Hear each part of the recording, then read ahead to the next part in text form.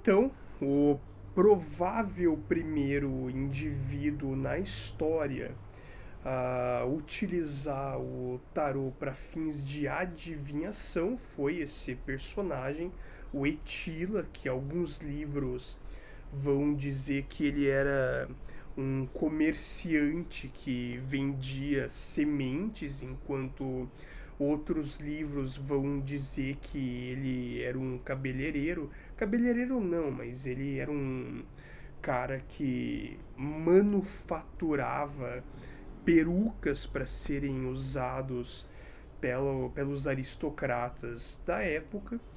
E ele escreveu um livro chamado Como Entreter a Si Mesmo através da leitura de cartas, assim como ele também escreveu um livro chamado Os Mistérios Egípcios.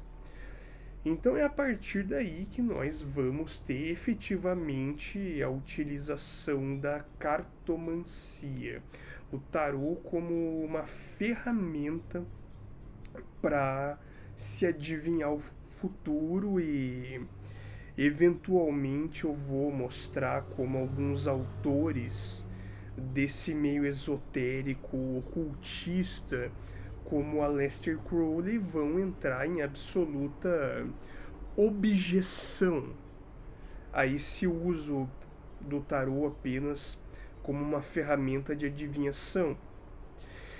Mesmo porque, eventualmente, nós entramos na França do século XIX, vocês podem já ter percebido que a história do tarô anteriormente era majoritariamente italiana.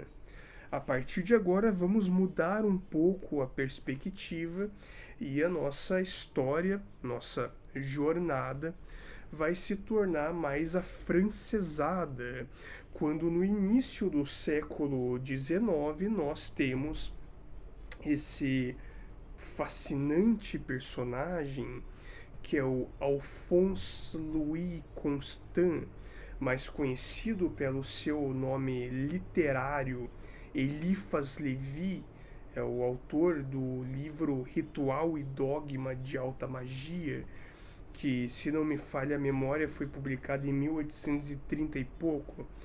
Mas o Eliphas Levi, ele vai, na verdade, ter uma bibliografia extensa, ele vai escrever vários livros e ele vai ser um dos principais, eu não vou nem dizer divulgadores, eu vou dizer catalisadores do que nós podemos hoje no século XXI entender como sendo o que foi o misticismo do século XIX.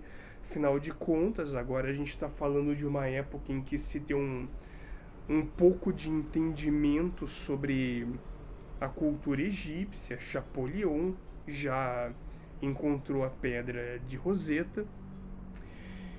Então Eliphas Levi começa a sua vida estudando na igreja. Ele era de origem bastante humilde, filho de um sapateiro, e ele estuda a infância inteira para se tornar um padre.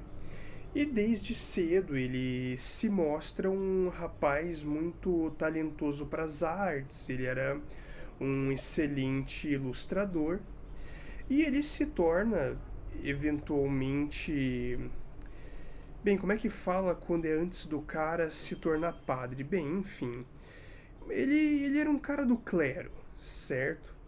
Mas ele acabou encontrando uma moça de 14 anos, pela qual ele sentiu atração. Então ele ia lá, rezava, via a imagem de Virgem Maria, via ela com a cara, quer dizer, via Virgem Maria, quer dizer, a cara dela na cara da Virgem Maria. Então ele foi entrando nessa questão de obsessão por essa moça.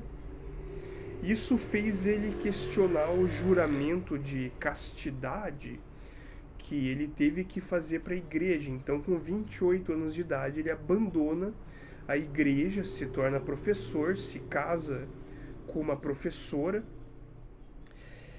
E ele vai eventualmente se tornar um indivíduo extremamente maldito na sociedade porque ele ajuda um teórico socialista a escrever um livro chamado A Bíblia da Liberdade. E por ser um livro de teoria radical, o autor original do livro não leva crédito, mas o nosso amigo Alphonse Louis Constant acaba levando o crédito por esse livro e ele acaba sendo preso, ele acaba sendo perseguido o resto da vida dele. Ele é um cara que vai ter uma vida bastante humilde, porque toda vez que ele começava a conseguir um pouco de fama, chegava alguém e ia dizer: Ei, ele é o cara que escreveu tal livro, e dele era rechaçado e tinha que fugir da cidade onde ele vivia.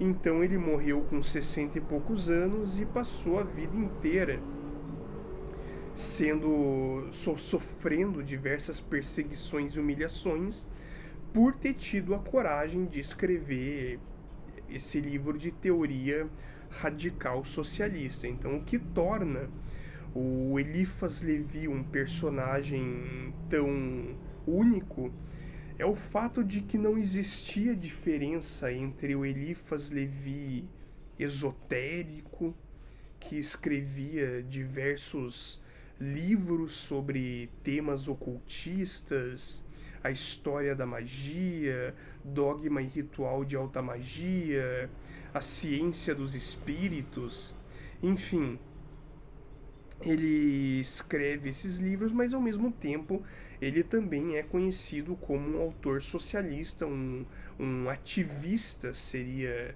dito hoje, né? Um cara que fazia parte da, da militância e que, mesmo nos textos de esoterismo dele, ele acabava jogando algumas questões políticas.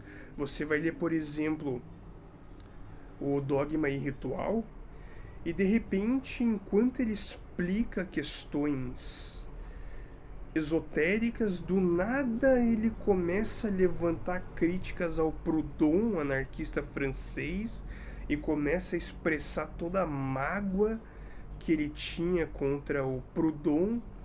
Então, para os padrões de hoje, isso é um jeito bem estranho de escrever, mas talvez no século XIX isso fosse um pouco mais aceitável.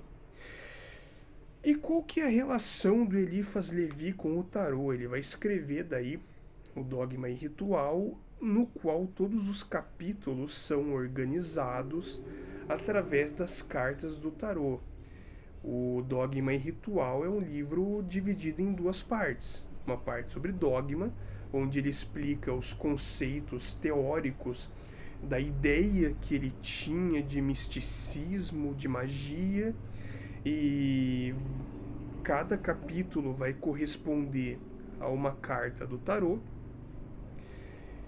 E depois você tem a segunda parte, que é ritual, em que ele vai explicar as práticas mágicas e que, mais uma vez, ele vai acabar organizando os capítulos de acordo com os arcanos. Então ele vai preservar esse conceito que começa com o Gebelan, que é a visão do tarô como sendo uma série de chaves que guardam segredos ocultos e coisas desse tipo. Ainda no século XIX, nós temos um fenômeno bastante interessante na Inglaterra, que é o surgimento da Ordem Hermética da Aurora Dourada, Hermetic Order of the Golden Dawn. Essa é uma ordem que vai ser iniciada por 3 franco-maçons e essencialmente ela vai acabar reunindo a elite intelectual inglesa, não vou dizer inglesa, mas do Reino Unido, do século XIX. Então vai ser uma sociedade na qual a gente vai ter o Oscar Wilde.